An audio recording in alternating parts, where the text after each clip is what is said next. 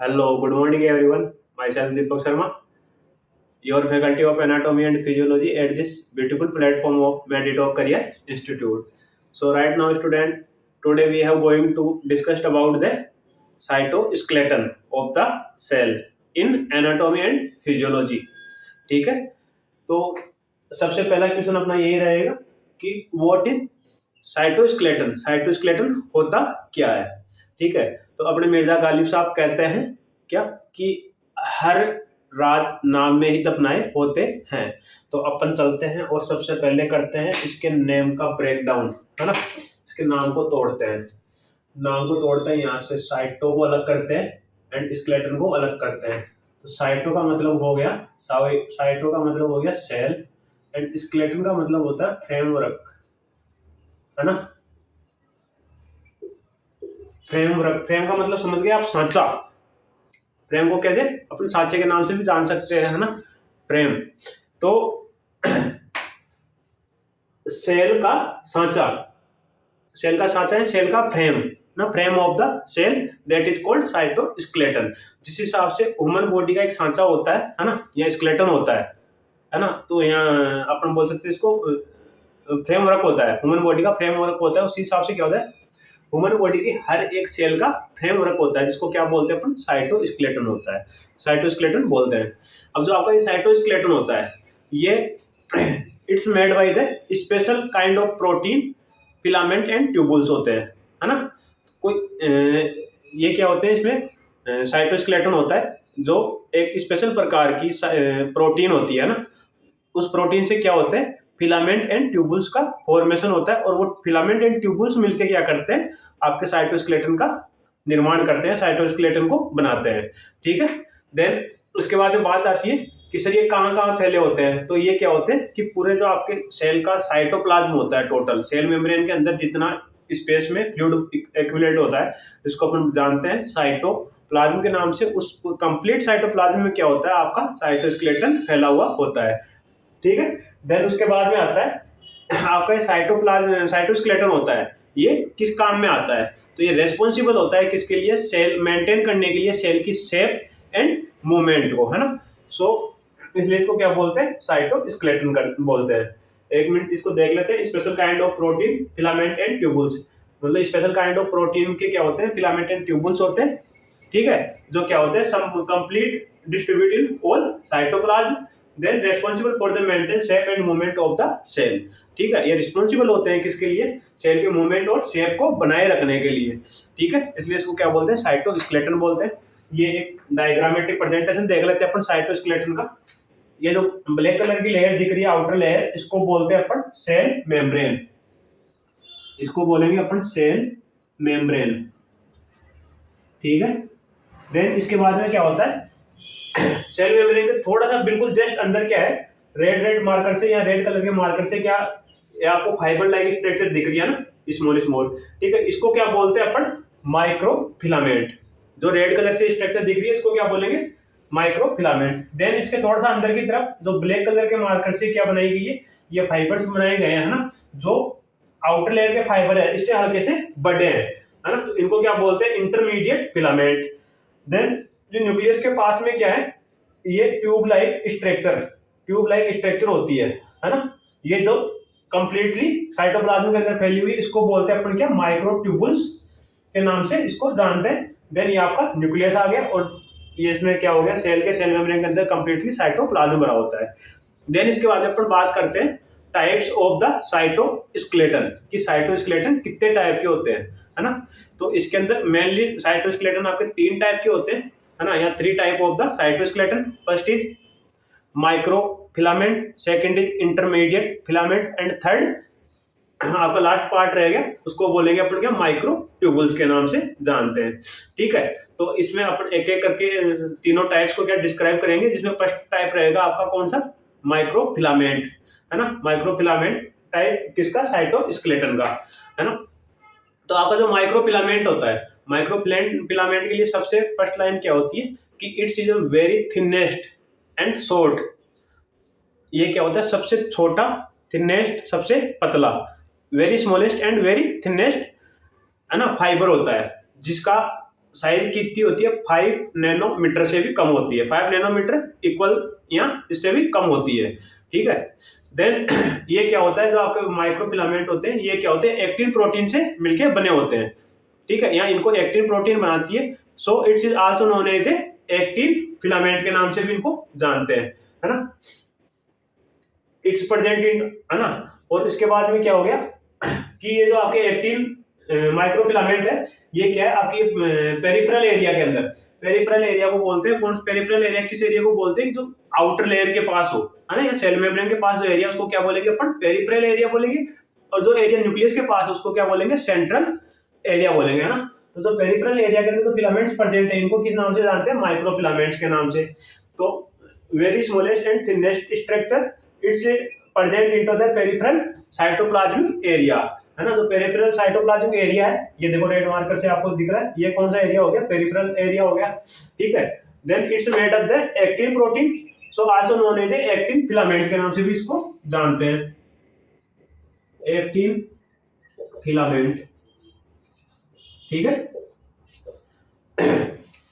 अब actin protein होती क्या है, एक्टिन प्रोटीन और मायोसिन प्रोटीन, ये दो प्रोटीन का आपने नाम सुना होगा, जो स्पेशली किसमें काम करती है, मसल सेल होती है उसमें मूवमेंट का कार्य करवाती है ना। तो it's involve in the movement, जो आपके एक्टिव प्रोटीन की वजह से क्या होता है, ये मूवमेंट में इन्वॉल्व होता है।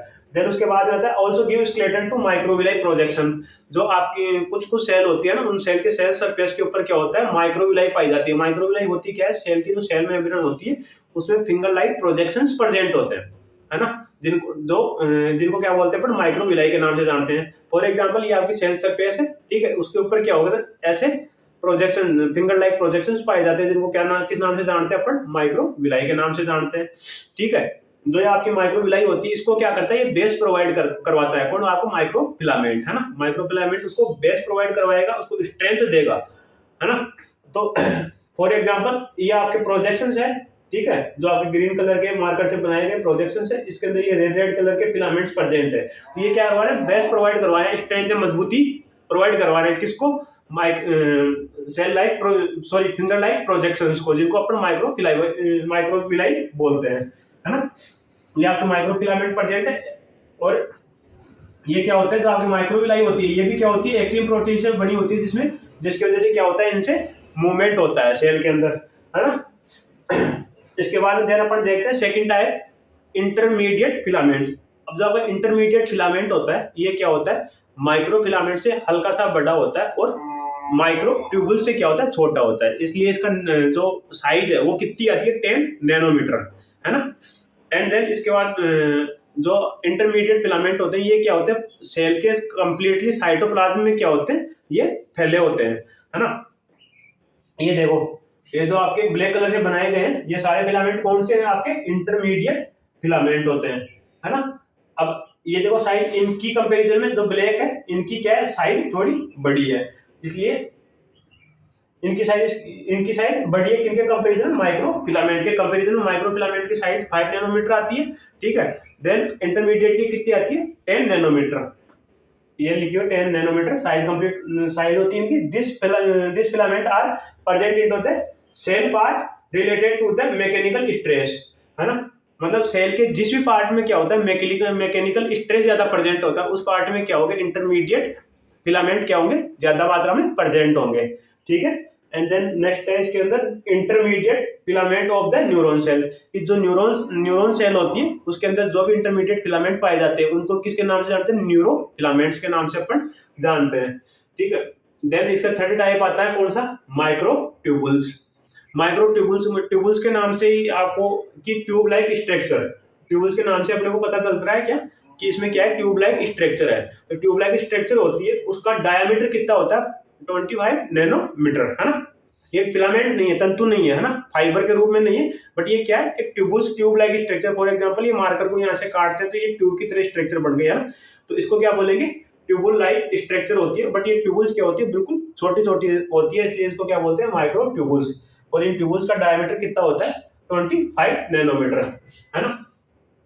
अब जो माइक्रो ट्यूबुल्स होती है, ट्यूबुल्स क्या होती है, ये ट्यूबुलिन प्रोटीन होती है, ट्यूबुलिन नाम की प्रोटीन होती है, उससे क्या होती है मिलके ये बने होते हैं, है ना। और इसमें क्या होता है, माइक्रो ट्यूबुल्स में दो प्रकार की सब unit, alpha and beta, alpha and beta सब यूनिट होती है, तो दोनों जुड़ के क्या बनाती है आपके एल्फा एंड बीटा ट्यूबुलिन सब यूनिट होती है, दोनों जुड़ के क्या बनाएगी माइक्रो ट्यूबुल्स को बनाती है। ठीक है, इसके बाद इसका इन्वॉल्वमेंट किस किस में होता है कि जो आपका माइक्रो ट्यूबुल्स होता है वो किस किस में प्रेजेंट होते हैं, क्या क्या फंक्शंस करता है ना।